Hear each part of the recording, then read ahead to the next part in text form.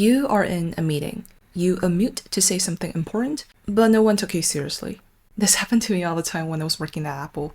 I was the youngest person on the team. It was my first job out of college. It didn't help that I am a hardcore introvert. I was overlooked and underappreciated in the team until I figured out how to communicate effectively at work. I was promoted within a year and later became a senior program manager at TikTok. Today, you will steal the 3 moves.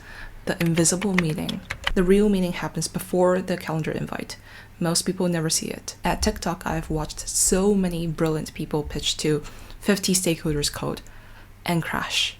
It won't work because you don't have control of the people in the meeting.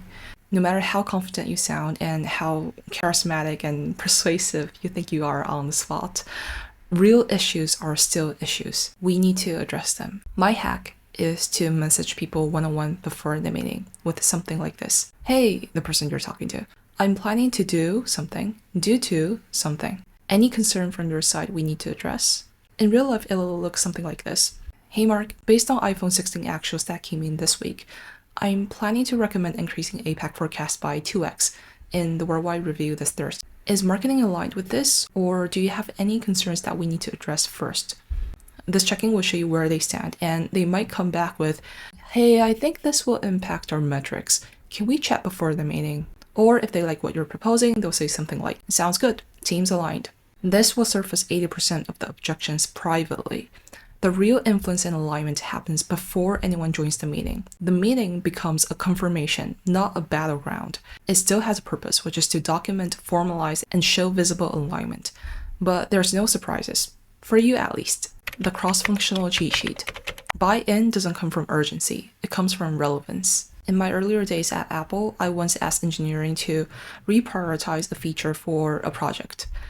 It seemed like a no-brainer at that time. The LOE should be low and the project timeline was tight. But engineering told me, we can't just slot that in. What problem are we solving? And what do you want me to deprioritize? That was when I realized getting buy-in isn't about how urgent and important your thing is. It's about how much it matters to them. Every team sees the world through a different lens. If you want them on board, speak in terms they care about. Before making a request or presenting an idea, I would always ask myself, what do they care about? How do they filter information? And how should I frame my requests? So here's a cheat sheet that I use to frame things in their language. The XFN here is not exhaustive. These are just some of the most common teams that I work with. The idea behind is that you're showing them how your ask helps them succeed at their job. That's the difference between passive agreement and real buy-in. Because when they see the value in their terms, it's no longer just your problem, it's ours. The 20-second CEO update. If the CEO walked up to you right now and asked, how's your project going? Could you answer in 10 seconds? At both Apple and TikTok, things moved really fast. Critical information was scattered across 15 Slack channels. Most people drowned in the noise. I was only able to stand out because I could always give a quick and clear update on the spot. You won't be just giving clarity. You are the clarity, and that will make you indispensable. Here's the format I used, whether I'm responding to a Slack message or a hallway ambush or in exec meetings. PRN, the progress, the risk, and the next step. Spoken out loud, it sounds like this. We're on track. All markets have signed up this morning, and the only risk is potential delay in South Korea legal. I'm already talking to Claire to expedite this. Next up is finalizing marketing assets by Tuesday. This is an example for when I give updates to execs. It's very high level, and I didn't include any of the nitty-gritty details because that's not what they focus on. Depending on who your audience is, the content and level of detail will differ, but the format remains. The best thing is that it's not for show.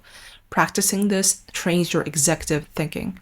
You stay sharp. You know the pulse. And personally, having a full picture of all the moving pieces and just knowing what's going on helped with my own anxiety at work. Even if no one will ask for your update, having this format in your pocket makes you the person who can see through the chaos. You're able to flag critical issues, make the right calls, and steer alignments. When you speak, people will listen. because they have noticed that you're someone who has the big picture. Just a few months after I joined TikTok, I went on to take some of the most important projects in the company because senior leadership and cross-functional teams asked for me specifically. So what I've shared with you are actual tips that had worked in a big chaotic company like TikTok. So what do you think of these 3 tips? Does any of them apply to your job, or actually you're facing a completely different set of problems at work? Let me know. I do read and reply. See you next time. Bye!